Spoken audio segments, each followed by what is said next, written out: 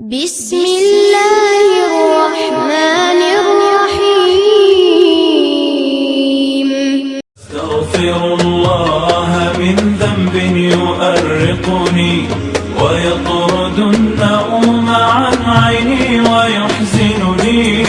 استغفر الله من ذنب يؤرقني ويطرد النوم عن عيني ويحزنني.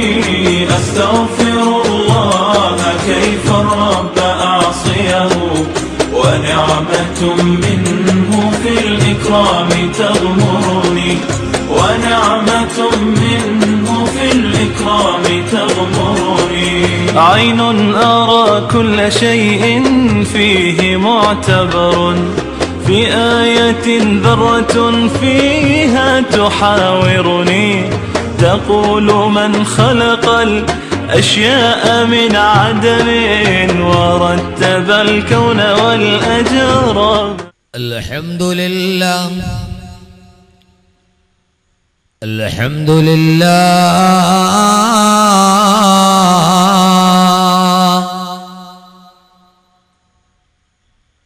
الحمد لله الواحد الأحد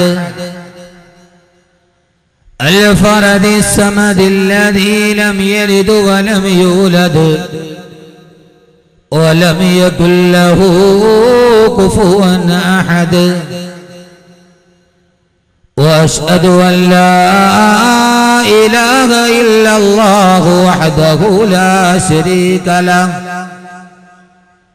وأشهد أن سيدنا ومولانا محمدا عبده ورسوله. صلى الله على سيدنا محمد وعلى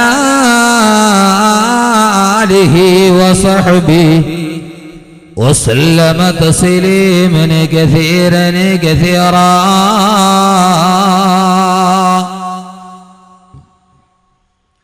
اللهم يا واجب الوجود ويا واهب الخير والجود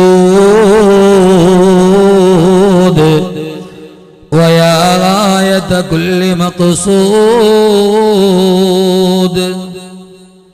أفض علينا أنوار رحمتك ويسر لنا الوصول إلى كمال معرفتك. وأفوض أمري إلى الله وأفوض أمري إلى الله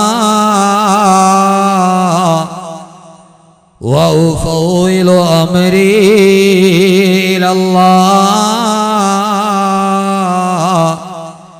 إن الله بصير بالعباد وأن مردنا إلى الله وأن المسرفين هم أصحاب النار.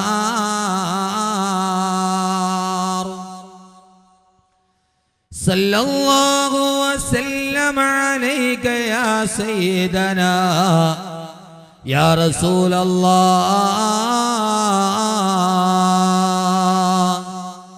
صلى الله وسلم عليك يا حبيبنا يا رسول الله.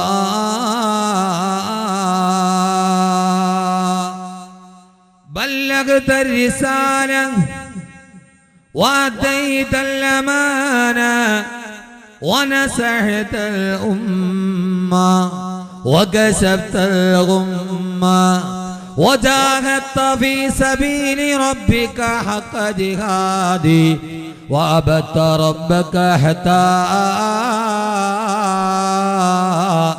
أتاك اليقين. أعوذ بالله من الشيطان الرجيم. بسم الله الرحمن الرحيم.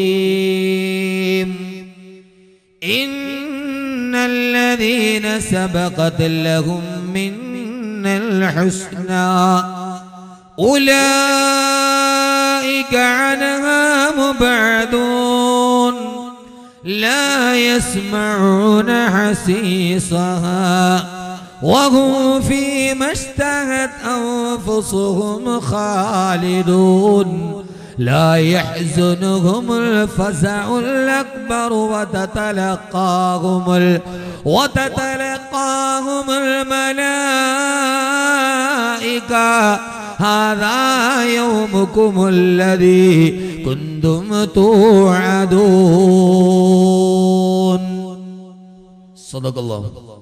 صدق الله مولانا العلي العظيم. وقال نبينا وحبيبنا ورسولنا وقائدنا وأسوتنا محمد صلى الله عليه وسلم الخير مطمئن القلب.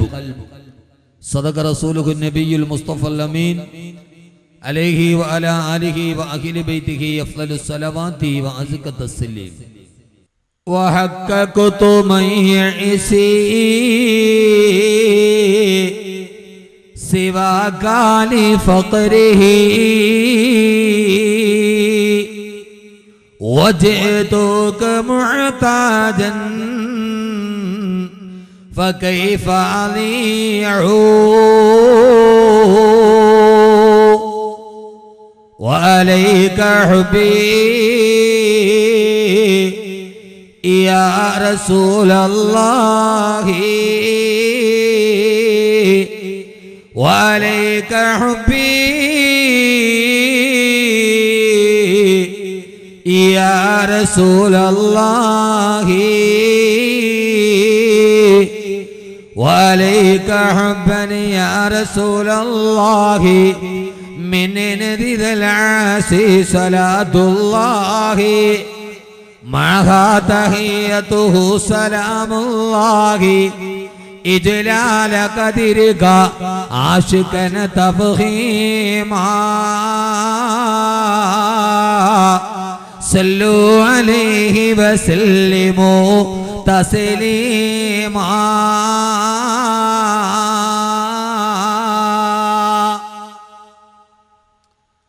ഓതിയാലൊട്ടും ഒടുങ്ങാത്ത ശക്തിയിൽ ജ്യോതിർഗണത്തിന്റെ ഗോളങ്ങളും മാറ്റത്തമില്ലാതെ തന്മണ്ഡലങ്ങളിൽ ചുറ്റിച്ചുഴലും തിരിഞ്ഞിടുന്നു. ആളുകൾക്ക് എപ്പോഴും അത്ഭുതവും നൽകി മോളിലാകാശവും ഉല്ലസിപ്പൂ കീഴിലായി പച്ചച്ചെടി നിര തിങ്ങുമി ഊഴിയും കൺകുളിരേകിടുന്നു. എല്ലാറ്റിനെയും ഭരിക്കുന്ന സൃഷ്ടാവാം അല്ലാഹ് കടിവും കനിവുമുള്ളോൻ. എല്ലാറ്റിനെയും ഭരിക്കുന്ന സൃഷ്ടാവാം അല്ലാഹ് കടിവും കനിവുമുള്ളോൻ.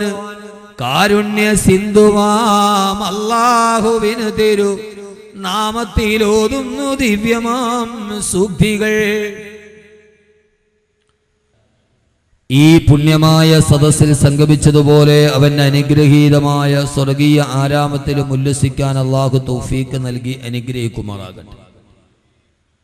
നമ്മിൽ നിന്നും മൺമറഞ്ഞു പോയ നമ്മുടെ മാതാപിതാക്കൾ, ബന്ധുമിത്രാദികൾ, സഹോദരി സഹോദരന്മാർ, ദുആ കൊണ്ട് നമ്മോട് വസിയ്യത്ത് ചെയ്തവർ, ഇൽമിന്റെ വഴികളിൽ നമ്മുടെ സഹായികളായിരുന്നവർ, വിശുദ്ധമായ ഇസ്ലാമിന്റെ വളരെ പ്രധാനപ്പെട്ട നാം അറിയേണ്ട ചില പ്രധാനപ്പെട്ട കാര്യങ്ങൾ ചർച്ച ചെയ്യുകയും അത് നമ്മുടെ ജീവിതത്തിൽ പകർത്തുകയും ചെയ്യുക എന്ന സതുദ്ദേശത്തോടു കൂടിയാണ് ഈ സദസ്സ് സംഘടിപ്പിക്കപ്പെട്ടത്.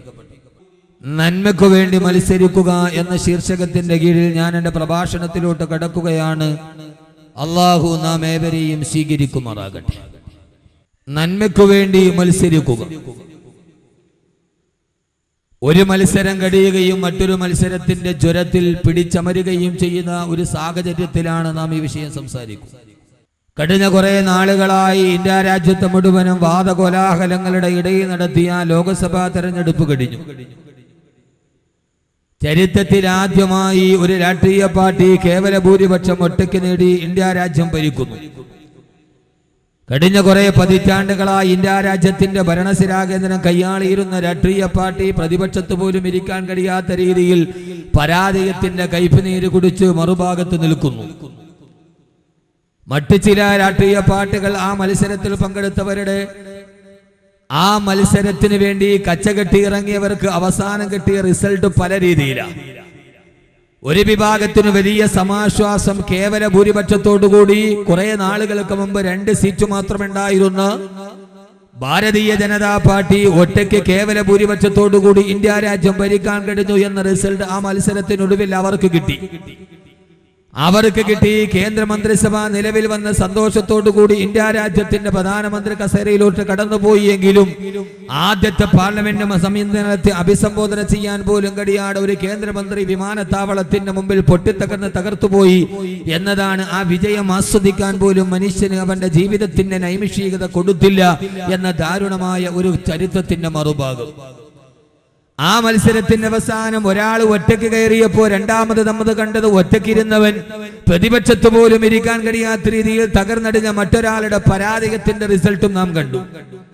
മൂന്നാമത് ആ മത്സരത്തിൽ നാം കണ്ടത് കുറെ കാലങ്ങളായി ഇന്ത്യയിൽ ഉണ്ടായിരുന്ന ചില സംസ്ഥാനങ്ങൾ ഭരിച്ചിരുന്ന പാർട്ടികൾ അവരുടെ ദേശീയ പാർട്ടിയുടെ പദവി പോലും നഷ്ടപ്പെടുന്ന രീതിയിൽ സീറ്റുകൾ കുറഞ്ഞുപോയി എന്നത് മറ്റൊരു വശം. ഞാനീ പറയുന്നത് ഇത് UDF-ന്റെയോ LDF-ന്റെയോ UPA-യുടെയോ NDA-യുടെയോ മാർക്സിസ്റ്റ് പാർട്ടിയുടെയോ മുസ്ലിം ലീഗിന്റെയോ കോൺഗ്രസിന്റെയോ കേരള കോൺഗ്രസിന്റെയോ ഭാരതീയ ജനതാ പാർട്ടിയുടെയോ RSP-യുടെയോ B-യുടെയോ ABCD Z മുതലുള്ള വളരും തോറും പിളരും തോറും തളരുകയും ചെയ്യുന്ന രാഷ്ട്രീയ പാർട്ടികളുടെ ഒരു സമ്മേളനത്തിന്റെ ഒരു മത്സരത്തിന്റെ വിശകലനമല്ല. സ്വാഭാവികമായി നാം പറയുന്നത് ഒരു മത്സരത്തിൽ പങ്കെടുത്തു കഴിഞ്ഞാൽ മത്സരാർത്ഥികളെ സംബന്ധിച്ചോളം അതിന്റെ ഏറ്റവും പ്രധാനപ്പെട്ട റിസൾട്ട് പ്രധാനപ്പെട്ടതാണ്.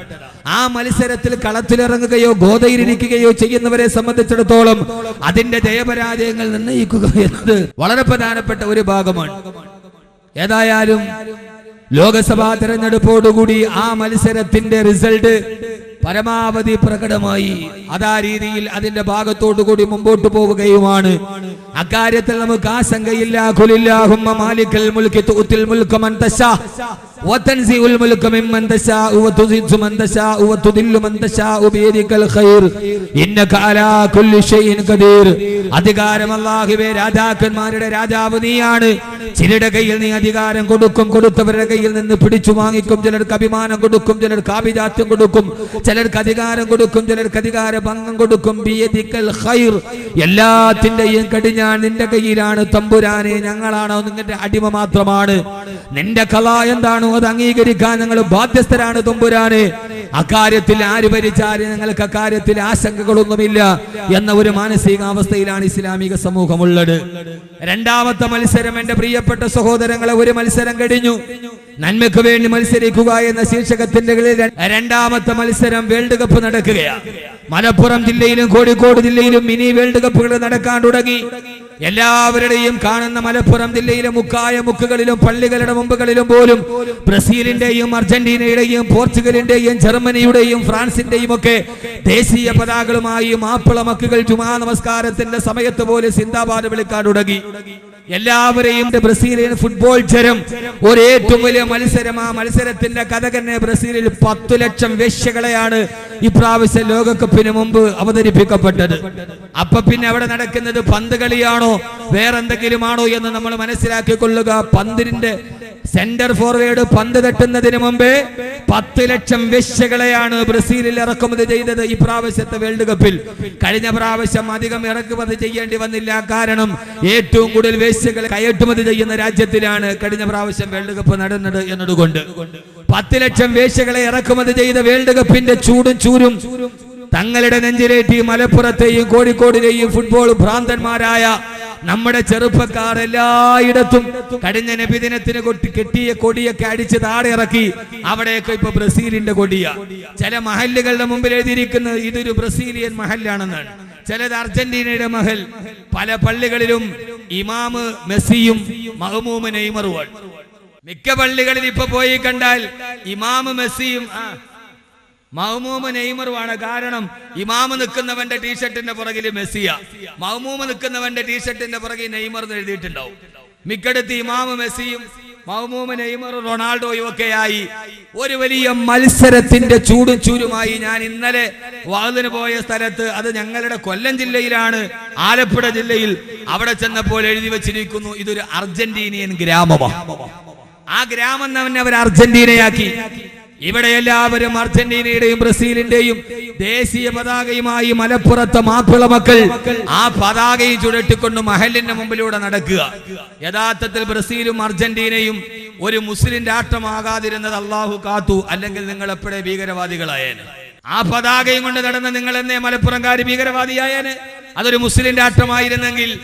ഏതായാലും ആ മത്സരത്തിന്റെ അവസാനം ഏതായാലും ഒരു കാര്യം ഉറപ്പാണ്, ഈ ഫുട്ബോൾ മത്സരം നടക്കുമ്പോ അതിലും ഒരാൾ ജയിക്കും. അത് ബ്രസീലാണോ അർജന്റീനയാണോ എന്നതാണ് ഇപ്പൊ അയിമത്തുകളുടെ ഇടയിലുള്ള ഇഖ്തിലാഫ്. ഏതായാലും ഒരാൾ ജയിക്കും.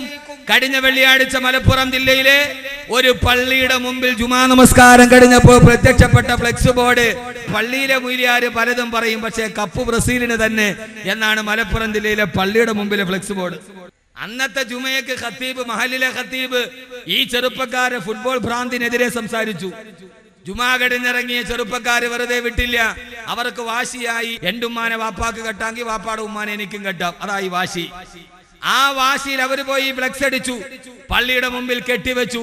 പള്ളിയിലെ മൂല്യാര് പലതും പറയും കപ്പ് ബ്രസീലിന് തന്നെ. ഇങ്ങനെ എല്ലാവരും അങ്ങനെ ഒരു മത്സരത്തിലാണ്. യഥാർത്ഥത്തിൽ മത്സരവേദിയിൽ നമ്മൾ വല്ലാതെ സാമ്പാദത്വവും ബ്രസീലിയൻ സംഗീതവും കാൽപന്ത് കളിയുടെ കൗമാരികതയുമായി ഒരു മത്സരത്തിലേക്ക് നമ്മൾ മുഴുവനും ഇറങ്ങി നിൽക്കുമ്പോ യഥാർത്ഥത്തിൽ എന്തിനു വേണ്ടിയാ മത്സരിക്കേണ്ടത്? ലോകം മുഴുവനും മത്സരത്തിന്റെ ജ്വരത്തില. ഒരു ഭാഗത്ത് ഇന്ത്യയിൽ തെരഞ്ഞെടുപ്പ് ജ്വരം കഴിഞ്ഞു, മറുഭാഗത്ത് ലോകത്ത് ഫുട്ബോളിന്റെ മത്സരത്തിന്റെ ജ്വരം. അതിന്റെ മറുഭാഗത്തോ ഇറാഖ് എന്ന് പറയുന്ന ഇസ്ലാമിക സാംസ്കാരിക നാടാ ഇറാഖിന്റെ മണ്ണിൽ പരസ്പരം ആധിപത്യം ഉറപ്പിക്കാനുള്ള ഷിയ മുസ്ലിം പോരാട്ടങ്ങൾ. ലോകത്തിന്റെ ഏറ്റവും വലിയ തൗഹീദിന്റെ ഉണത്തുപാട്ട് ലോകത്തോട് പറഞ്ഞ ബഹുമാനപ്പെട്ട ശൈഖ് മുഹിയുദ്ദീൻ അബ്ദുൽ ഖാദിർ ജീലാനി ഖദ്ദസല്ലാഹു സിർറഹുൽ അസീദ് മഹാനവറുകളുടെ ജന്മം കൊണ്ട് അനുഗ്രഹീതമായ ബഗ്ദാദിന്റെ നഗരത്തിലൂടെ മുസ്ലിം ഷിയ പോരാട്ടത്തിന്റെ നടുവിൽ പതിനായിരക്കണക്കിന് മുസ്ലിം സഹോദരങ്ങളുടെ ശിരസറ്റ കബന്ധങ്ങൾ അടിഞ്ഞു വീടുമ്പോ ഇറാഖിന്റെ നഗരങ്ങൾ ഓരോന്നായി ബഗ്ദാദ് അടക്കം മുസ്ലിടക്കം തിക്രീത്ത് അടക്കമുള്ള നൂറുകണക്കിന് പട്ടണത്തിന്റെ മുകളിലൂടെ ആയിരക്കണക്കിന് തോക്കുകളുടെ നരാധിവേശം നടക്കുമ്പോ ഇറാഖ് പിടിച്ചടക്കാനുള്ള മത്സരം നടക്കുകയാ ഇറാഖില്. ഫലസ്തീൻ പിടിച്ചടക്കാനുള്ള മത്സരം നടക്കുകയാ ഇസ്രയേലില്. ലിബിയ പിടിച്ചടക്കാനുള്ള മത്സരം നടക്കുകയാ ലിബിയയില്. ഈജിപ്തില് ജനാധിപത്യത്തിന് വേണ്ടി സംസാരിച്ചതിന്റെ പേര് മുഹമ്മദ് മുർസി അടക്കമുള്ള പതിനായിരക്കണക്കിന് ഇസ്ലാമിക പ്രവർത്തകരെ തൂക്കിലേറ്റുകയാ. എല്ലാം എന്തിനു വേണ്ടിയാണ്? അധികാരം എന്ന് പറയുന്ന നാലക്ഷരത്തിനു വേണ്ടി. ഈജിപ്തിലും ലിബിയയിലും സിറിയയിലും ഇറാഖിലും കാശ്മീരിലും ഒക്കെ മത്സരം നടക്കുമ്പോ അത് മുഴുവനും മണ്ണിന് വേണ്ടിയുള്ള മത്സരമാ. മറുഭാഗത്ത് ബ്രസീലിൽ 10 ലക്ഷം വേശ്യകളുടെ വെമ്പടിയോടെ നടക്കുന്നത് 4.5 കിലോഗ്രാം വലിപ്പമുള്ള ഒരു സ്വർണ്ണക്കപ്പിന് വേണ്ടിയുള്ള പോരാട്ടമാ. ഇന്ത്യയിൽ നടന്നത് ജനവതിന്റെ 10ാം നമ്പർ ഭൂമിയിലുള്ള അധികാര കസേരക്ക് വേണ്ടിയുള്ള മത്സരമാ. പക്ഷേ മത്സരിക്കുന്നത് എന്തിനു വേണ്ടിയാണ്? അള്ളാഹുവിന്റെ വിശുദ്ധമായ ഖുർആൻ 14 നൂറ്റാണ്ടുകൾക്ക് മുമ്പ് മത്സരവേദിയിലോട്ട് കടന്നു വന്ന അത് മണ്ണിന് വേണ്ടിയല്ല, അത് അധികാരത്തിന് വേണ്ടിയല്ല. മണ്ണിന് വേണ്ടി, പെണ്ണിന് വേണ്ടി, പൊന്നിന് വേണ്ടി മത്സരത്തിലോട്ട് കടന്നുപോയ 6ാം നൂറ്റാണ്ടിലെ കാട്ടറബികളോട് മദ്യത്തിന്റെ ഒരു കുപ്പി മദ്യം കൈക്കലാക്കാൻ മറ്റൊരുത്തന്റെ കരുത്തിലേക്ക് വാളെടുത്ത് വെച്ച അറബി കുട്ടികളോട് ഒട്ടകത്തിന്റെ നാവ് വന്നതന്റെ ഈത്തപ്പന മരത്തിന്റെ ഓലയിലൊന്നു തൊട്ടപ്പോ തലമുറകളോളം മത്സരത്തിന്റെ യുദ്ധം നടത്തിയ 6ാം നൂറ്റാണ്ടിലെ ജാഹിലിയ സംസ്കാരത്തോട് അള്ളാഹുവിന്റെ വിശുദ്ധമായ ഖുർആൻ പറഞ്ഞു മത്സരിക്കേണ്ടത് അത് മണ്ടിയല്ല, അത് പെണ്ണിന് വേണ്ടിയല്ല, അത് കള്ളിന് വേണ്ടിയല്ല, അത് പൊന്നിന് വേണ്ടിയല്ല. എന്റെ പ്രിയപ്പെട്ട സഹോദരങ്ങളെ, കച്ചവട കാര്യത്തിൽ മത്സരിക്കുമ്പോ, സമ്പത്തിന്റെ കാര്യത്തിൽ മത്സരിക്കുമ്പോ, സൗന്ദര്യത്തിന്റെ കാര്യത്തിൽ മത്സരിക്കുമ്പോ, പദവിയുടെ കാര്യത്തിൽ മത്സരിക്കുമ്പോ, പ്രതാപത്തിന്റെ കാര്യത്തിൽ മത്സരിക്കുമ്പോ, ഓരോന്നിനും വേണ്ടി നമ്മുടെ മനസ്സിന്റെ ഉള്ളിൽ ഒരാൾക്ക് മറ്റൊരാളോട് മത്സരമില്ലാത്ത ആരാ ഉള്ളത്? പക്ഷേ യഥാർത്ഥത്തിൽ മത്സരിക്കേണ്ടത് എന്തിനു വേണ്ടിയാ? 14 നൂറ്റാണ്ടുകൾക്ക് മുമ്പ് അല്ലാഹുവിന്റെ ഖുർആൻ പറയുകയാണ്, ഇന്നല്ലദീന സബഖത് ലഹും മിനൽ ഹുസ്നാ ഉലൈക അൻഹാ മുബഅദൂൻ ലാ യസ്മഊന ഹസീസഹാ വഹും ഫീ മുജ്തഹദ് അൻഫുസുഹും ഖാലിദൂൻ. എന്നെ ശ്രവിക്കാനെത്തിയ എന്റെ പ്രിയപ്പെട്ട സഹോദരങ്ങളോട് ഓർമ്മിപ്പിക്കുകയാ, പൊന്നുമോനെ മത്സരിക്കുന്നത് എന്തിനു വേണ്ടിയാ? അല്ലാഹ് പറയുകയാണ്, ഇന്നല്ലദീന സബഖത് ലഹും മിന്നൽ ഹുസ്നാ. ആരാണോ നന്മയ്ക്ക് വേണ്ടി മത്സരിക്കാനുള്ളത്, നന്മയ്ക്ക് വേണ്ടി പോരടിക്കാനുള്ളവൻ വാ, നന്മയ്ക്ക് വേണ്ടി പടയണി ചേരാനുള്ളവൻ വാ, നന്മയ്ക്ക് വേണ്ടി രണാങ്കണത്തിലേക്ക് ഇറങ്ങാനുള്ളവൻ വാ, നന്മയ്ക്ക് വേണ്ടി ധർമ്മയുദ്ധത്തിന് ധൈര്യമുള്ളവൻ വാ, നന്മയ്ക്ക് വേണ്ടി രക്തം ചിന്താനുള്ളവൻ വാ, നന്മയ്ക്ക് വേണ്ടി സമ്പത്ത് സമർപ്പിക്കാനുള്ളവൻ വാ, നന്മയ്ക്ക് വേണ്ടി മോഹത്തെ അടക്കാനുള്ളവൻ വാ, നന്മയ്ക്ക് വേണ്ടി ആഗ്രഹത്തെ അഭിനഭിഷിക്കാനുള്ളവൻ വാ. അല്ലാഹ് പറയുകയാണ്, മത്സരിക്കാൻ തയ്യാറുണ്ടോ? ഞാൻ എന്റെ പ്രിയപ്പെട്ട സഹോദരങ്ങളെ സഹോദരിമാരെ വിളിക്കുകയാ, മത്സരിക്കാൻ തയ്യാറുണ്ടോ? ആരാ മത്സരിക്കാൻ തയ്യാറുള്ളത്? കഴിഞ്ഞ തെരഞ്ഞെടുപ്പ് നടന്നപ്പോ കൂട്ടം ഫ്ലെക്സ് ബോർഡുകൾ ഒരുക്കി വെച്ചിട്ട് ആരുണ്ടടാ ഇന്ത്യയുടെ സിംഹത്തോട് മത്സരിക്കാൻ തയ്യാറുള്ളതെന്ന് സാക്ഷാൽ തങ്ങളുടെ പ്രിയപ്പെട്ട നേതാവിന്റെ ഫോട്ടോ വരച്ച് വെച്ചിട്ട് വലതുപക്ഷത്ത് താമരയും ഇടതുപക്ഷത്ത് വടിവാളുമായി നേതാവിന്റെ ഫോട്ടോ പൊക്കി വെച്ചിട്ട് ആരുണ്ടടാ മത്സരിക്കാൻ തയ്യാറുണ്ടോ എന്ന് ചോദിച്ചപ്പോ ആ ചോദ്യത്തിന് മറുപടിയായി ഇന്ത്യ രാജ്യത്തിന്റെ പാർലമെന്റ് മന്ദിരത്തിന്റെ ഉള്ളിലോട്ട് കടന്നു തന്നിട്ട് പുലിക്കുട്ടികൾ മരിച്ചിട്ടില്ലടോ, ഇസ്ലാമിന്റെ തലമുറക്ക് ഭംഗം വന്നിട്ടില്ല. ഇന്ത്യ രാജ്യത്തിന്റെ പാർലമെന്റ് മന്ദിരത്തിൽ 270 സീറ്റുകൾ നേടിയിട്ട് ഒരൊറ്റ പാർട്ടി കേവല ഭൂരിപക്ഷത്തിന് ഭരിച്ചുകൊണ്ടിരിക്കുമ്പോ പ്രതിപക്ഷ സ്ഥാനത്ത് പോലും ഒരാൾ അവരോധിക്കാനില്ലാതെ ഒറ്റക്ക് ഭരിക്കുന്ന പാർട്ടിയുടെ നേതാവിന്റെ നേരെ വിരൽ ചൂണ്ടിയിട്ട് പാർലമെന്റ് മന്ദിരത്തിന്റെ അകത്തളത്തിൽ ഏർക്കി നിർത്തിയിട്ട് നിങ്ങൾ ചുട്ടുകൊന്ന ഇഹ്സാൻ ജാഫ്രിയുടെ മകനായി, നിങ്ങളെ തകർത്തുകൊന്ന ഇസ്രത്ത് ജഹാന്റെ സഹോദരനായി, ഗുജറാത്തിലെ നിങ്ങൾ കൊന്നൊടുക്കിയ 10,000-കണക്കിന് കുട്ടികളുടെ പിതാവായിട്ടാണ് ഞാൻ ഇവിടേക്ക് കടന്നു വന്നതെന്ന് തെലുങ്കാനയുടെ എം പി അസദുദ്ദീൻ ഉവൈസിക്ക് പറയാൻ കഴിഞ്ഞെങ്കിൽ മുസ്ലിമീൻ, ഞാനൊരു മുസ്ലിമാണ് പറയാൻ, ഞാൻ എന്റെ റബ്ബിന്റെ അടിമയാണ് പറയാൻ, പേശന്റെ രാവിന്റെ കൊട്ടാരത്തിന്റെ മുമ്പിലോട്ട് കടന്നു ചെന്നിട്ട് അവന്റെ നേരെ വിരൽ ചൂണ്ടിയിട്ട് ഞാൻ ആരെന്നറിയോ? അന ഖാദിമു റസൂലില്ലാഹ്, ഞാൻ ഹബീബായ നബിയുടെ സേവകനാണെന്ന് പറയാൻ കഴിഞ്ഞ എന്റെ പ്രിയപ്പെട്ട സഹോദരങ്ങള്, ആ ഒരാർജവത്തിലേക്ക് നന്മയുടെ ഭാഗത്തേക്ക് മത്സരിക്കാൻ ചങ്കുറപ്പുള്ളവനാരാ? അവൻ വരാൻ വേണ്ടി വിശുദ്ധമായ ആയത്തിറങ്ങിയപ്പോ ഞാൻ പറയുന്നു, മത്സരിക്കുന്നത് കൂടപ്പിറപ്പിനോടല്ല, മത്സരിക്കുന്നത് അയൽപക്കക്കാരനോടല്ല, മത്സരിക്കേണ്ടത് പള്ളിക്കമ്മിറ്റിയോടല്ല, മത്സരിക്കേണ്ടത് പണ്ഡിതന്മാരോടല്ല, മത്സരിക്കേണ്ടത് സയ്യിദന്മാരോടല്ല. ആരോടാ മത്സരിക്കേണ്ടത്? ഇന്നല്ലദീന സബഖത് ലഹും മിന്നൽ ഹുസ്നാ. എവിടെയാണോ നന്മ കണ്ടത്, എവിടെ കോടിയാനാണോ എന്റെ കൈവെള്ളയിലെ നന്മ കിട്ടുക? എന്റെ പ്രിയപ്പെട്ട സഹോദരങ്ങളെ സഹോദരിമാരെ, എവിടെ കോടിയരാണോ എന്റെ കൈവെള്ളയിലെ നന്മയുടെ കൂമ്പാരം കിട്ടുക, അവിടെ കോടാൻ കഴിയുക. അതുകൊണ്ടാണ് ഞാൻ നിങ്ങൾക്കൊരു മത്സരത്തിന്റെ കഥ പറഞ്ഞു തരാം. ഇത് ബ്രസീലും അർജന്റീനയും തമ്മിലുള്ള സ്വപ്ന ഫൈനലല്ല, ഇത് ഉറുഗ്വേയുടെ സമ്പാത്താളങ്ങളല്ല, ഇത് ആഫ്രിക്കൻ ടീമിന്റെ വന്യാരവങ്ങളല്ല, ഫുട്ബോളിന്റെ ഭ്രാന്ത് തലക്ക് പിടിച്ച എന്നെ മലപ്പുറത്തെ ചെറുപ്പക്കാര്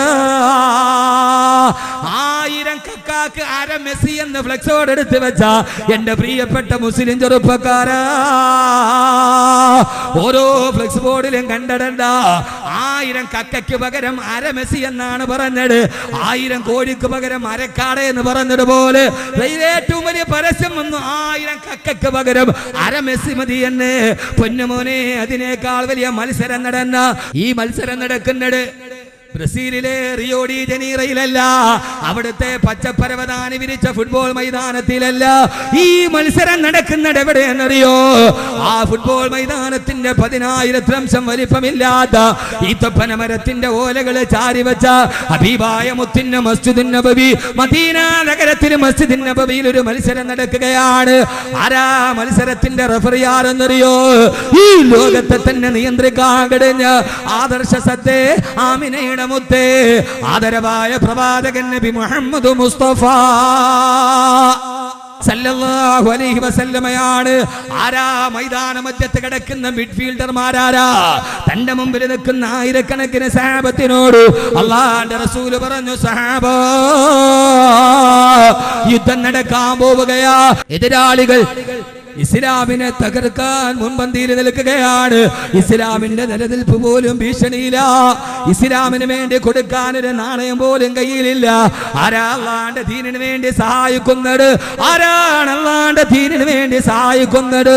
മദീനത്തെ പള്ളിയുടെ മൂലയിൽ നിന്ന് പ്രിയപ്പെട്ട പ്രപഞ്ച നായകന്റെ ഏറ്റവും വലിയ ശബ്ദം വരുമ്പോ ഹബീബായ നബിയുടെ മുമ്പ് അല്ലാഹുവിന്റെ റസൂലിന്റെ സഹാബത്ത് ഇരിക്കുന്നുണ്ട്. ഹബീബായ നബി മുഹമ്മദ് മുസ്തഫ സല്ലല്ലാഹു അലൈഹി വസല്ലം, അല്ലാഹുവിന്റെ പ്രവാചകൻ സല്ലല്ലാഹു അലൈഹി വസല്ലമയുടെ മസ്ജിദ് നബവിയിൽ ഒരു മത്സരം നടക്കാൻ നന്മയ്ക്ക് വേണ്ടി ഹബീബായ നബി തങ്ങൾ ചോദിച്ചു, ഇസ്ലാമിന് ഏറ്റവും വലിയ ആവശ്യത്തിന്റെ കാലഘട്ടമാണ്, ആരാണ് ഒന്ന് സഹായിക്കാനുള്ളത്? ഹബീബായ നബി മുഹമ്മദ് മുസ്തഫ. മത്സരം എല്ലായിടത്തും, മത്സരമില്ലാത്തൊരു മേഖലയില്ല. യഥാർത്ഥത്തിൽ ഒരു പെട്ടിക്കച്ചവടക്കാരനാണെങ്കിൽ പോലും അടുത്ത പെട്ടിക്കട കച്ചവടക്കാരനോട് കച്ചവടത്തിലെങ്കിലും ഒരു മത്സരം ഉണ്ടാവും. കച്ചവടത്തിൽ മത്സരമുണ്ട്, കഴിവുകളിൽ മത്സരമുണ്ട്, സൗന്ദര്യത്തിൽ മത്സരമുണ്ട്. അങ്ങനെ എല്ലാ കാര്യത്തിലും മത്സര ബുദ്ധി എന്ന് പറയുന്നത് മനുഷ്യരിൽ അന്തർലീനമായി കിടക്കുന്ന ഒരു സ്വഭാവം. ആദരവായ പ്രവാചകൻ നബി മുഹമ്മദ് മുസ്തഫ സല്ലല്ലാഹു അലൈഹി വസല്ലമയുടെ മസ്ജിദ് നബവിയിലാണ് മത്സരം നടക്കുന്നത്. മത്സരം നന്മയ്ക്ക് വേണ്ടിയാണ്, തിന്മയ്ക്ക് വേണ്ടിയല്ല. നാം ഈ പറഞ്ഞ ഒരു മത്സരവുമല്ല. ആദരവായ പ്രവാചകൻ നബി മുഹമ്മദ് മുസ്തഫ സല്ലല്ലാഹു അലൈഹി വസല്ലമയുടെ ഏറ്റവും വലിയ വാക്യം വന്നു, അല്ലാഹുവിന്റെ ദീനിനു വേണ്ടി ആരാ സഹായിക്കാനുള്ളത്? ആ സമയത്ത് ഹബീബായ മുത്തിന്റെ മുമ്പിൽ ഇരിക്കുന്നുണ്ട് ബഹുമാനപ്പെട്ട സയ്യിദുനാ ഉമർ ഇബ്നുൽ ഖത്താബ് റളിയല്ലാഹു തആല അൻഹു ഉണ്ട്, ബഹുമാനപ്പെട്ട അബൂബക്കർ സിദ്ദീഖ് റളിയല്ലാഹു അൻഹു ഉണ്ട്. ഈ ചോദ്യം വരേണ്ട താമസം ഉമർ റളിയല്ലാഹു തആല അൻഹു അല്ലാഹുവിന്റെ റസൂലിന്റെ ചാരത്ത് നിന്ന് തന്റെ വീട്ടിലേക്ക് ഓടുകയാ. ആ സമയത്ത് ഉമറിന്റെ മനസ്സിൽ ഓടുമ്പോഴുമുള്ള ചിന്ത എന്താണെന്നറിയോ? ഏത് സമയത്ത് അല്ലാഹുവിന്റെ റസൂൽ സദഖയുടെ കാര്യം ചോദിച്ചാലും, ഏറെ കൊടുത്തിട്ട് ഒന്നാമനാകണമെന്ന് താൻ ആഗ്രഹിച്ചാലും, ആ സമയത്തെല്ലാം തന്നെ പരാജയപ്പെടുത്തി അബൂബക്കർ ഒന്നാമനാവാറുണ്ട്. എല്ലാ മത്സരത്തിലും എന്താ പരാജയപ്പെടലാ പതിവുള്ളത്. എത്രാമത് ഒന്നാമത് വരണമെന്ന് ആഗ്രഹിച്ചാലും അതെല്ലാം അബൂബക്കറെ തട്ടിയെടുക്കലാ പതിവ് റളിയല്ലാഹു അൻഹു. അതുകൊണ്ട് ഇന്നെങ്കിലും എനിക്ക് ഒന്നാമനാകണമെന്ന ആഗ്രഹത്തോട് ഉമർ റളിയല്ലാഹു തആല തന്റെ വീട്ടിലോട്ട് ചെല്ലുകയാ. ഭാര്യയോട് പറഞ്ഞു, നമ്മുടെ വീട്ടിലുള്ള എല്ലാ സമ്പത്തുകളും എടുത്ത് ഒരുമിച്ച് കൂട്ടിവെക്ക്. എല്ലാ സമ്പത്തുകളും, എല്ലാ സ്ഥാവര ജംഗമ സ്വത്തുക്കളും ഒരുമിച്ച് കൂട്ടു. എന്നിട്ട് ഉമർ റളിയല്ലാഹു തആല ഇതിനെ നേർപകുതിയായിട്ട് പതിക്കുകയാ. ഇന്ന് അബൂബക്കറിനെ തോൽപ്പിക്കാൻ പാടില്ല. ഇന്ന് ഒന്നാമതെത്തുന്നത് ഞാനായിരിക്കണം. ആകെയുള്ള സമ്പത്തിനെ രണ്ടായി ഭാഗിച്ചു. ഒരു പകുതി ഭാര്യയോട് പറഞ്ഞു, ഇത് നമ്മുടെ ജീവിതത്തിന്റെ ചെലവിന് വേണ്ടി മാറ്റിവെക്കുക. രണ്ടാമത്തെ പകുതിയുമായി ഇലാ ഹളറത്തി റസൂലില്ലാഹ്, ഹബീബായ നബിയുടെ ചാരത്തേക്ക് വന്നിട്ട് പറഞ്ഞു, യാ റസൂലല്ലാഹ്, ഹബീബായ നബിയേ, ഹബീബായ നബിയേ, ഹബീബായ നബിയേ, അല്ലാഹുവിന്റെ ദീനിന് വേണ്ടി ഒരു ആവശ്യം പറഞ്ഞപ്പോ ഞാനിതാ കൊണ്ടുവന്ന് നബിയേ. അല്ലാഹുവിന്റെ റസൂൽ ചോദിച്ചു, മറേ നിന്റെ കുടുംബത്തിന് വേണ്ടി എന്താ മാറ്റിവെച്ചത്? ആ സമയത്താണ് ഉമർ റളിയല്ലാഹു തആല പിന്നെ മറുപടി, അല്ലാഹു എനിക്ക് തന്ന സമ്പത്ത് രണ്ടായി ഞാൻ നേർപകുതിയാക്കി. ഒരു പകുതി എന്റെ കുടുംബത്തിനും അതിന്റെ നേർപകുതി ഞാൻ അല്ലാഹുവിന്റെ ദീനിന് വേണ്ടി തരുന്നു നബിയേ. ഒന്ന് ചിന്തിച്ചു നോക്കുക, ഒരു പുരുഷായുസ് കൊണ്ട് സമ്പാദിച്ചതിന്റെ അർദ്ധ പകുതി അല്ലാഹുവിന്റെ ദീനിന് വേണ്ടി കൊന്നുവിട്ടിട്ട് ബഹുമാനപ്പെട്ട ഉമർ റളിയല്ലാഹു തആല ഹബീബായ മുത്തുനബിയുടെ ചാരത്ത് നിൽക്കുകയാ. ഇനി എന്നെ അബൂബക്കർ തോൽപ്പിക്കില്ല. എങ്ങനെയാ അബൂബക്കർ ഇതിൽ കൂടുതൽ എങ്ങനെയാ കൊടുക്കുക?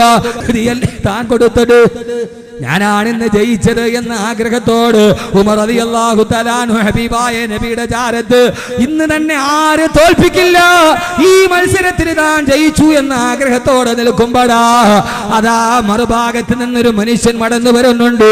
ആ മനുഷ്യന്റെ തലയിലതാ വെള്ളം കോകുന്ന തോൽപാത്രവൻ തലയിൽ വെച്ച് ഒരു ഈത്തപ്പന മരത്തിന്റെ പായി നിന്റെ കച്ചത്തിൽ മടക്കി വെച്ച് കയ്യിൽ കുറെ ഈത്തപ്പന മരത്തിന്റെ കരങ്ങളുമായി കുരുക്കൾ കൊണ്ട് നിറച്ച ചെറിയൊരു തലയണയുമായി ബഹുമാനപ്പെട്ട സയ്യിദുനാ അബൂബക്കർ സിദ്ദീഖ് റളിയല്ലാഹു തആല അൻഹു തലയിൽ വെള്ളം കോരുന്ന ഈത്തപ്പഴത്തിന്റെ ഏതോ ഒരു ചെറിയ തോല് കൊണ്ടുണ്ടാക്കിയ ഒരു തോൽപാത്രവും ഇടത്തെ കയ്യിൽ പാതി കീറിപ്പോയ ഈത്തപ്പന മരത്തിന്റെ ഓല കൊണ്ടുണ്ടാക്കിയ പായയും കച്ചത്തിൽ വെച്ച് സയ്യിദുനാ അബൂബക്കർ സിദ്ദീഖ് റളിയല്ലാഹു തആല അൻഹു അത് കൊണ്ടുവന്ന അല്ലാഹുവിന്റെ റസൂലിന്റെ മുമ്പിലേക്ക് ഇട്ടിട്ട് യാ റസൂലല്ലാഹ്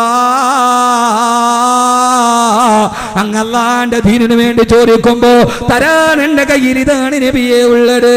ഹബീബായ നബി തങ്ങൾ ചോദിച്ചു, അബൂബക്കറേ നിന്റെ കുടുംബത്തിന് വേണ്ടി നീ എന്താ ബാക്കി വെച്ചിട്ടുള്ളത്? ആ സമയത്താണ് മറുപടി വന്നത്, അല്ലാഹുവിന്റെ തിരുദൂതരെ എന്റെ വീട്ടിൽ ഞാൻ മുഴുവനും പരതി നോക്കിയപ്പോ ഈ വെള്ളം കോരുന്ന തോൽപാത്രവും ഈ കിടന്നുറങ്ങുന്ന പായല്ലാതെ മൂന്നാമതൊരു സമ്പത്ത് എന്റെ വീട്ടിലില്ല നബിയേ. അത് മുഴുവനും ഞാൻ അങ്ങയുടെ മുമ്പിലേക്ക് കൊണ്ടുവന്നതാണ്. എന്റെ കുടുംബത്തിന് ഞാൻ ബാക്കി വെച്ചത് അല്ലാഹു വറസൂലുഹു അല്ലാഹു വറസൂലുഹു അല്ലാഹു വറസൂലുഹു അല്ലാഹും അവന്റെ പ്രവാചകനുമല്ലാതെ എന്റെ കുടുംബത്തിന് പിന്നെ ആരുമില്ല നബിയേ. ഇതല്ലാതെ ഞാനന്ന് ബാക്കി വെച്ചിട്ടില്ല നബിയേ.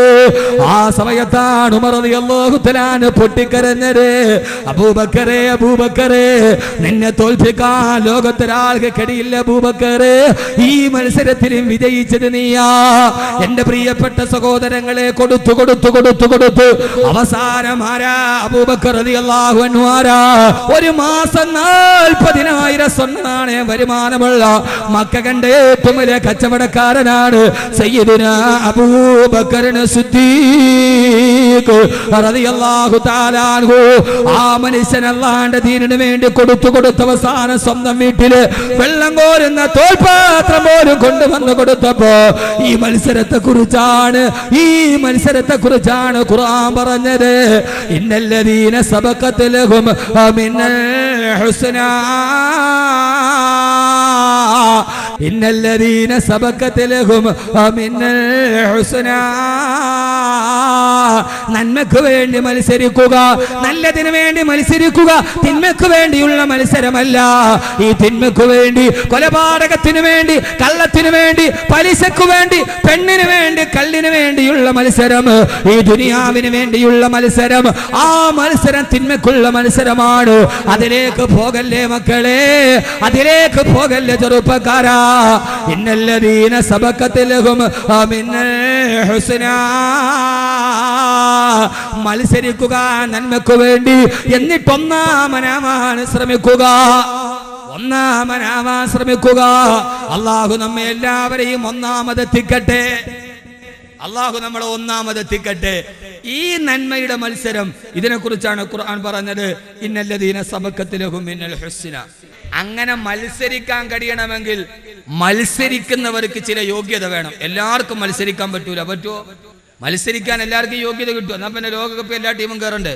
അപ്പൊ എല്ലാവർക്കും യോഗ്യത കിട്ടൂല. യോഗ്യത കിട്ടണമെങ്കിൽ, മത്സരിക്കണമെങ്കിൽ മത്സരാർത്ഥി യോഗ്യത കിട്ടണം. MBBS എഴുതണമെങ്കിൽ, എഞ്ചിനീയറിംഗിന് കയറണമെങ്കിൽ എൻട്രൻസ് പാസ്സാവണം. അപ്പൊ എല്ലാവർക്കും എഴുതാൻ പറ്റൂലല്ലോ. അള്ളാഹുവിന്റെ ഖുർആൻ പറയുക, നന്മയുടെ കാര്യത്തിൽ മത്സരിക്കാൻ കഴിയണമെങ്കിൽ അതിന് ചില യോഗ്യതകൾ വേണം. ഖുർആൻ സൂറത്തുൽ മുഅ്മിനൂൻ ഖുർആനാണ് പറയുന്നത്. ഇൻഷാ അല്ലാഹ് നമുക്കത് ചർച്ച ചെയ്യാം. അള്ളാഹു തൗഫീഖ് നൽകട്ടെ.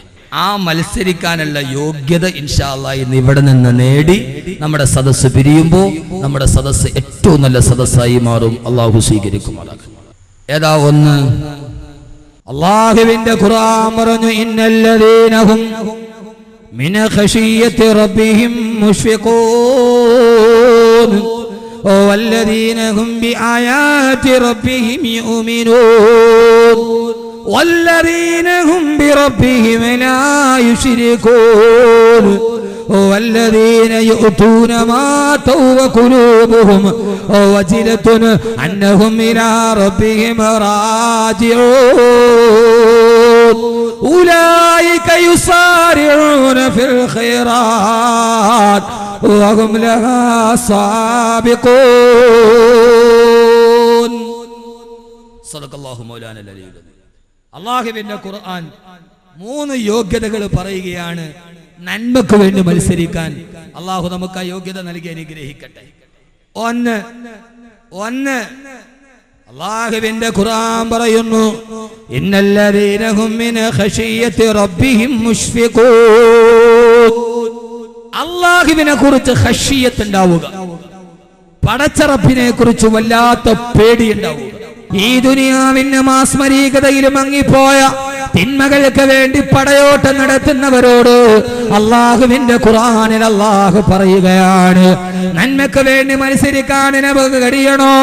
ഏത് തിന്മ നിന്റെ കണ്ണുകൊണ്ട് കാണുമ്പോഴും ആ തിന്മയിൽ നിന്ന് മാറി നന്മയുടെ ഭാഗത്തേക്ക് വഴിമാറി നടക്കാൻ, മദ്യം കാണുമ്പോൾ മദ്യപിക്കാതിരിക്കാൻ, പലിശ കാണുമ്പോൾ വാങ്ങിക്കാതിരിക്കാൻ, ചൂത് കാണുമ്പോൾ കളിക്കാതിരിക്കാൻ, ലോട്ടറി കാണുമ്പോൾ വാങ്ങിക്കാതിരിക്കാൻ, അന്യ പെണ്ണിനെ കാണുമ്പോൾ വ്യഭിചരിക്കാതിരിക്കാൻ, എല്ലാ തിന്മകളിൽ നിന്നും മാറി നന്മയുടെ പക്ഷത്തേക്ക് ചാഞ്ഞു നിൽക്കാൻ എന്റെ പ്രിയപ്പെട്ട സഹോദരാ നിനക്ക് കഴിയേണ്ടതുണ്ട്. അല്ലാഹു പറയുന്നത് ഏറ്റവും പ്രധാനപ്പെട്ട ഒരു യോഗ്യതയെ കുറിച്ചാ. ആ ഒരു യോഗ്യതയാണ് നമ്മുടെ ജീവിതത്തിൽ വേണ്ടത്. അല്ലാഹു പറയുകയാണ്, തിന്മയുടെ അടുക്ക് ജാലികളിൽ നിന്ന് മാറി നന്മയുടെ ഭാഗത്തേക്ക് മാറി നിൽക്കാൻ, ഇന്നല്ലദീന ഹും മിൻ ഖശിയത്തി റബ്ബിഹിം മുശ്ഫിഖൂൻ. ഏകനായ അല്ലാഹുവിനെ കുറിച്ചുള്ള ഭയം മനസ്സിലുണ്ടാവുക, അല്ലാഹുവിനെ കുറിച്ചുള്ള ഖശിയത്ത് ഉണ്ടാവുക, അവനെ കുറിച്ചുള്ള പേടി, അവനെ കുറിച്ചുള്ള ഭയം, അവനെ കുറിച്ചുള്ള ആശങ്ക. അല്ലാഹ് എന്ന് കേൾക്കുമ്പോൾ മനസ്സ് വേവലാടി കൊള്ളുന്ന ഒരു വലിയ ഒരു ചിന്താബന്ധുരമായ ഈമാൻ ഉണ്ടാവുക. മൂന്നെണ്ണവും ഞാൻ ഒരൊറ്റ വാക്കിൽ പറയുകയാണ്. അല്ലാഹു പറയുകയാണ്, വല്ലദീന ഹും ബിറബ്ബിഹിം യുമിനൂൻ. ഏകനായ അല്ലാഹുവിൽ അചഞ്ചലമായ വിശ്വാസമുണ്ടായാൽ, അചഞ്ചലമായ ഈമാൻ ഉണ്ടായാൽ, അല്ലാഹു ആരെന്നറിഞ്ഞാൽ, പടച്ച റബ്ബിനെ കുറിച്ചുള്ള ചിന്തയുണ്ടായാൽ, അവനാണ് ലോകത്തിലെ ഏറ്റവും വലിയ ഭാഗ്യവാനാണെന്ന്, അവൻ നന്മ ചെയ്യാൻ വേണ്ടി മാത്രം പിറന്നവനാണെന്ന് അല്ലാഹുവിന്റെ വിശുദ്ധ ഖുർആൻ. അല്ലാഹു നമുക്ക് ആ യോഗ്യത നൽകട്ടെ. ഇന്നല്ലദീന ഹും മിൻ ഖശിയത്തി റബ്ബിഹിം മുശ്ഫിഖൂൻ. അല്ലാഹുവിനെ കുറിച്ച് ഖശിയത്ത് ഉണ്ടാവുക, പേടി, ഭയം. അതോടൊപ്പം തന്നെ വല്ലദീന ഹും ബി ആയാത്തി റബ്ബിഹിം യുമിനൂൻ. അല്ലാഹു നമുക്കിടെ കൺമുമ്പിൽ തന്ന തെളിവുകളിൽ അചഞ്ചലമായ വിശ്വാസം ഉണ്ടാവുക. 3, അതോടൊപ്പം തന്നെ വല്ലദീന ഹും ബി റബ്ബിഹിം ലാ യുശ്രികൂൻ. അല്ലാഹുവിനോട് ഒരു കാര്യത്തെയും പങ്കു ചേർക്കാതെ ഇരിക്കുക. എല്ലാം റബ്ബിലേക്ക് അങ്ങ് അവലംബിച്ചാൽ ഉലൈക യുസാരിഊന ഫിൽ ഖൈറാത്ത്, അവരേത് നന്മയിലേക്കും ഓടും, വഹും ലഹാ സാബിഖൂൻ, അവർ വിജയിക്കുകയും ചെയ്യും എന്ന് വിശുദ്ധ ഖുർആൻ. അല്ലാഹു നമ്മളെ വിജയികൾ ഉൾപ്പെടുത്തി അനുഗ്രഹിക്കട്ടെ. അതിന്റെ 3 കാരണങ്ങൾ: 1 ഖശിയത്തുല്ലാ, അല്ലാഹുവിനെ കുറിച്ചുള്ള പേടി; 2 അല്ലാഹുവിന്റെ ആയാത്തുകളിലുള്ള വിശ്വാസം, അല്ലാഹു നമ്മുടെ മുമ്പിൽ കാണിച്ചു തന്നതിലുള്ള വിശ്വാസം; 3 അൽ ഇശ്റാഖു ബില്ലാഹ്, അല്ലാഹുവിനോട് ശിർക്ക് ചെയ്യാതിരിക്കുക. യഥാർത്ഥത്തിൽ നമുക്ക് ഈ വിശ്വാസമില്ല അല്ലാഹുവിനെ കുറിച്ച്. ഉണ്ടോ ഇല്ലയോ? നമുക്ക് അല്ലാഹുവിൽ വിശ്വാസം ഇല്ലേ? ഉണ്ട്. എന്ത് വിശ്വാസം? അല്ലാഹയാണ് വലിയവൻ, അല്ലാഹു ആണ് എല്ലാം ചെയ്യുന്നവൻ, അവൻ അറിയാതെ ഒന്നും സംഭവിക്കില്ല. ഇതൊക്കെ നമ്മുടെ ഇടയിൽ ഉണ്ടെങ്കിലും നമ്മൾ അല്ലാഹുവിലുള്ള നമ്മുടെ വിശ്വാസം നമുക്ക് വളരെ കമ്മിയാ. കാരണം എന്താ? നമ്മൾ വിചാരിച്ചത് രാജാവ് വേറെ ആരോ ആണെന്ന് നമ്മൾ വിചാരിച്ചു. യഥാർത്ഥത്തിൽ രാജാവാരാ? രാജാവാരാ? പ്രധാനമന്ത്രി ആരാ? പിന്നെ നീ എന്തിനാ പേടിക്കണത്? നീ എന്തിനാ? നിനക്ക് പേടി എന്തിനാ? ഇന്ത്യ ഭരിക്കുന്നതാരാ? ഇന്ത്യ ഇപ്പൊ ഭരിക്കണ ഏതായാലും നരേന്ദ്രമോദിയാ. ലോകം ഭരിക്കുന്നതാരാ? ലോകം ഭരിക്കുന്നതാരാ? ലോകത്തിന്റെ കീഴിലാ ഇന്ത്യ. നീ എന്ത് പച്ചപ്പൊട്ടൻ! നീ എന്തിനാണടാ ഇങ്ങനെ കിടന്നിട്ട് എണ്ണത്? 1, 2, 3, 4, 5. ഈ 5 ഒടുക്കത്തെ വർഷം എങ്ങനെ പോകും അല്ലാന്ന്? ലോകം ഭരിക്കുന്നവരാരാ? രാജാവാരാ? രാജാവല്ലയാണ്. രാജാവ് അള്ളയാണ്. ഒരു നേരത്തെ ഭക്ഷണത്തിന് വകയില്ലാത്ത ഉത്തരാഞ്ചലിലെ യതീമക്കളെ മലപ്പുറത്ത് മണ്ണിന്റെ ഹൃദയത്തിന് നീറുറ പറ്റിയിട്ടില്ലാത്ത പാവപ്പെട്ടവരെ കൊണ്ടുവന്നപ്പോ മനുഷ്യക്കടത്തെന്നും പെൺമാണിവെന്ന് പറഞ്ഞും ഈ ചാനലിന്റെ മുകളിൽ പടയിരിക്കുന്ന കുറെ നപുംസകങ്ങൾ വറ്റിവരണ്ടിയപ്പെടും. മുസൽമാന്റെ മനസ്സിന് ഭീതിയില്ല. കാരണം അവൻ യതീമക്കളെ ഉത്തരാഞ്ചലിൽ നിന്ന് കൊണ്ടുവന്നത്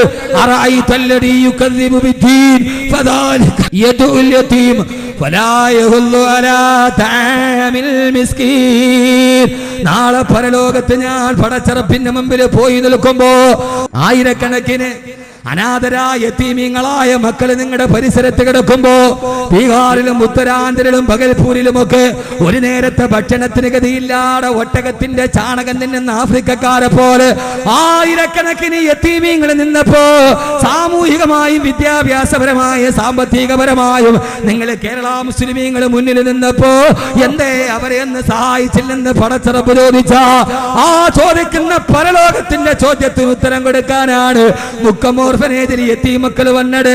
വയനാട്ടിലെ മുസ്ലിം ഓർഫനേജിൽ യതീമക്കൾ വന്നത്. ഞങ്ങൾ അവരെ കൊണ്ടുവന്നത് മനുഷ്യക്കടത്തിനല്ല, അവരെ പെൺവാണിപത്തിനല്ല. നാളെ ഹബീബായ മുത്തിന്റെ ചാരത്തിൽ നിന്ന് യതീമക്കളുടെ കണ്ണീരൊപ്പിയതിന് പ്രതിഫലം വാങ്ങിക്കാൻ ആ ആഗ്രഹത്തോടെ കൊണ്ടുവന്നതാണ്. അതുകൊണ്ട് രാഷ്ട്രീയത്തിന്റെ നപുംസകങ്ങളോ ചാനലിൽ ചടഞ്ഞിരിക്കുന്ന ഭൂതാവതാരങ്ങളോ 1000 വട്ടം ആവർത്തിച്ചിട്ട് വ്യഭിചാരത്തിന്റെ ചർച്ച നടത്തിയാലും ഞങ്ങളുടെ ഹൃദയത്തിന്റെ അന്തരാളത്തിൽ യതീമീങ്ങളോടുള്ള സ്നേഹം 10 മടങ്ങ് കൂടിയതെന്നല്ലാതെ. പക്ഷേ ഏഷ്യാനെറ്റിന്റെ മുകളിലിരിക്കുന്ന വേണുവടക്കമുള്ള ഏറ്റവും വലിയ ചാനലുകാരോട് 3 മാസം കഴിഞ്ഞിട്ട് ഈ ക്യാമറയുമായിട്ട് നിങ്ങൾ ഉത്തരാഞ്ചലിൽ പോകണം, ബീഹാറിൽ പോകണം, കൊട്ടിക്കോസിച്ചിട്ട് നിങ്ങൾ ഇവിടെ നിന്ന് വലിച്ചു വിട്ടിയ ആ തീവണ്ടി പോകിൽ കുത്തിക്കറിച്ച പാവപ്പെട്ട അനാഥ മക്കള്, മുക്കം യത്തീങ്ങാനയിൽ 3 നേരം ഭക്ഷണം കഴിക്കേണ്ട മക്കള്, ചെങ്കൽ ചൂളകളിൽ തീയുടെ അടുപ്പിന്റെ താഴെ ചുമടെടുക്കുന്നത് നിങ്ങൾ ലോകത്തിന് മുമ്പിൽ കാണിച്ചു കൊടുക്കണം. എങ്കിലേ നിങ്ങളുടെ ക്രൂരതയുടെ അധ്യായം പൂർത്തിയാവൂ. എന്തിനാ സഹോദരങ്ങളെ?